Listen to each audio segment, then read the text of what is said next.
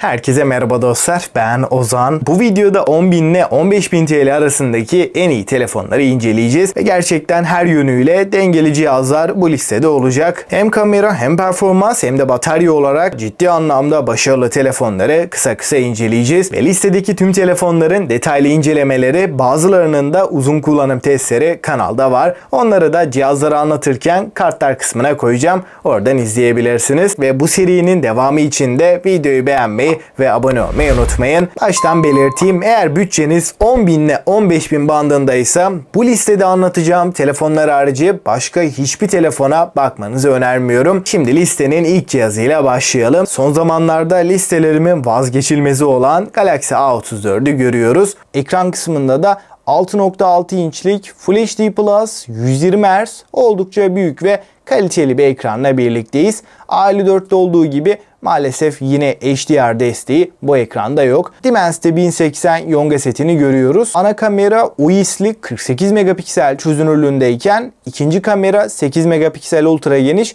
ve 5 megapiksellik makro çekim kameramızda bulunuyor.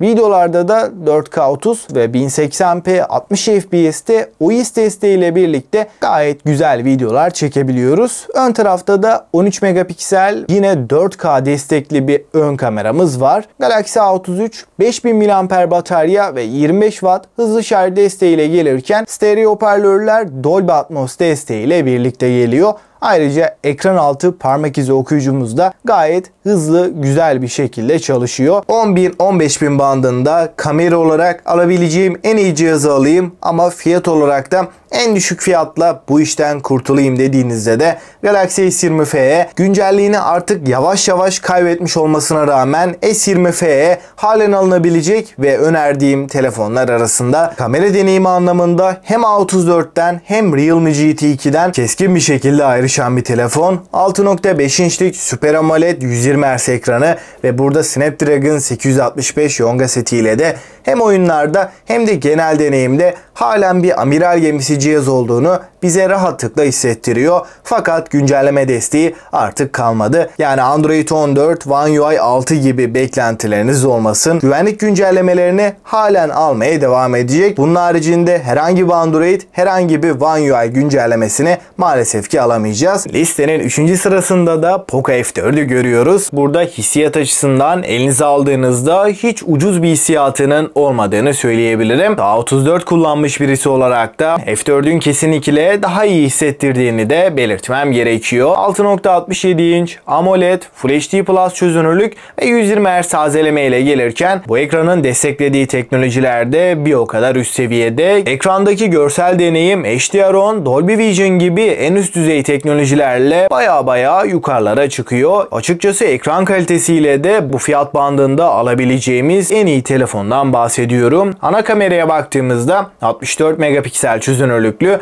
ve OIS'i destekleyen bu fiyat bandı için en iyi lenslerden biri burada kullanılmış. Fotoğraf çekim kalitesi olarak ana kamerayla aydınlık ortamlarda gerçekten güzel kareler ortaya çıkartıyor. 4K 60 FPS desteğimiz bulunuyor ve OIS'le beraber titreşimsiz sabit videoları rahat bir şekilde çekebiliyoruz. Normalde bu fiyat bandında bu kadar iyi bir video performansı açıkçası beklemezdim. Snapdragon 870 gibi amiral gemisi bir işlemciyi F4'te görebiliyoruz ve 6 GB RAM, 128 GB depolamayla da beraber geliyor. 4500 mAh batarya ve 67 Watt hızlı şarj desteğini görebiliyoruz. Her yönüyle değerlendirdiğimde 67 Watt'lık hızlı şarjın kutudan çıktığında düşünürsem 12.000 TL bandında bence kaçırılmayacak bir cihaz. Bana sorarsanız A54'ün en önemli artısı güncelleme desteği diyebilirim. Listenin 4. sırasında da Galaxy A54'ü görüyoruz. A54 tasarımsal açıdan A34'ten çok büyük bir farklılık getirmiyor. 6.4 inçlik Super AMOLED Full HD Plus 403 ppi piksel yoğunluğuna ve 120 Hz tazeleme hızına sahip Exynos 1380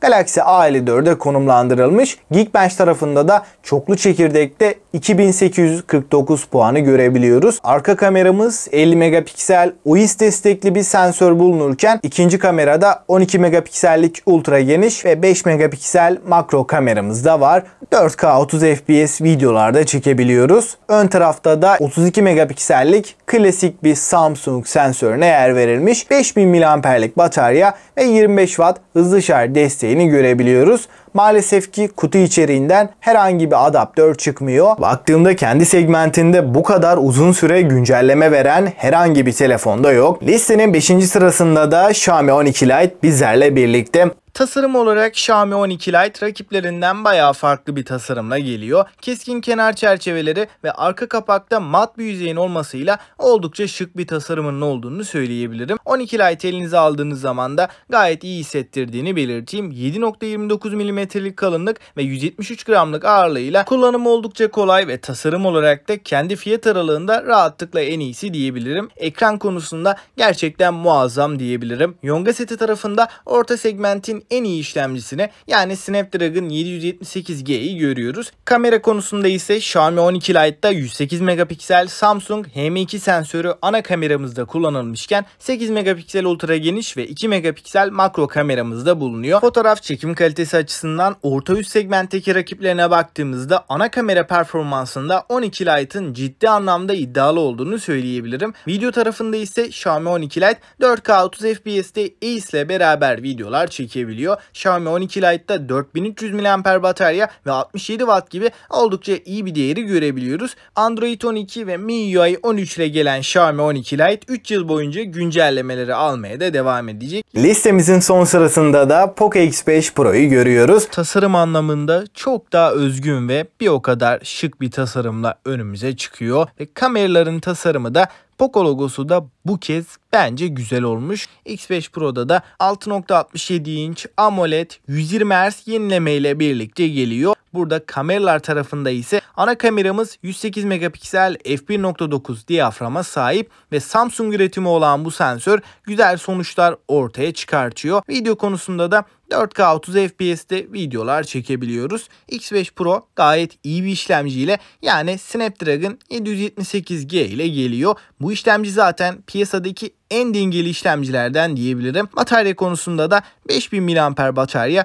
ve 67 Watt hızlı şarjı görürken Dolby Atmos stereo hoparlörlere de sahip. Yazılım kısmında ise X5 Pro Android 12 fakat MIUI 14 arayüzüyle geliyor. Suya ve toza karşı da IP53 sertifikasıyla korunuyor. Dostlar şimdi son bir değerlendirme yaparsak 10.000 ile 15.000 arasındaki en iyi telefonları gördünüz ve bu telefonlar arasında bana sorarsanız genel dengesi ve fiyatıyla en mantıklı telefon Galaxy A34. Dimensity 1080 4 yıl güncelleme desteği ve OIS destekli ana kamerasını düşündüğümde 10.000 TL bandının net şekilde zirvesinde. Fakat odağınız kamera ise 10.000 ile 15.000 bandında tartışmasız en iyi telefon S20 FE. Evet güncelleme almayacak ancak bence çok büyük bir problem değil. Snapdragon 865 ve One UI arayüzünün akıcılığını düşündüğümde bizi 3-4 sene daha rahat bir şekilde idare edecek bir performansa sahip. Zaten güvenlik güncellemeleri de ara ara gelmeye devam ediyor. Yani bu noktada da kafanızda bir soru işareti olmasın. Eğer kamera için bir telefon alacaksanız S20 FE'ye mutlaka bakın derim. Ve Poco F4'te hem performans hem de kamera anlamında oldukça başarılı bir cihaz. Burada kamera olarak S20 FE haricinde diğer rakiplerinden geri kalır bir yanı yok. Ancak Galaxy A54 S20 FE'den sonra bu fiyat bandındaki en iyi kameraya sahip. Fakat A54'ün de Yonga seti yani işlemci konusunda bir dezavantajı var. Exynos 1380 gayet iyi bir işlemci ancak oyun tarafında bir kısıtlamayla karşılaşıyoruz. Hemen hemen aynı performanslarda Snapdragon 778G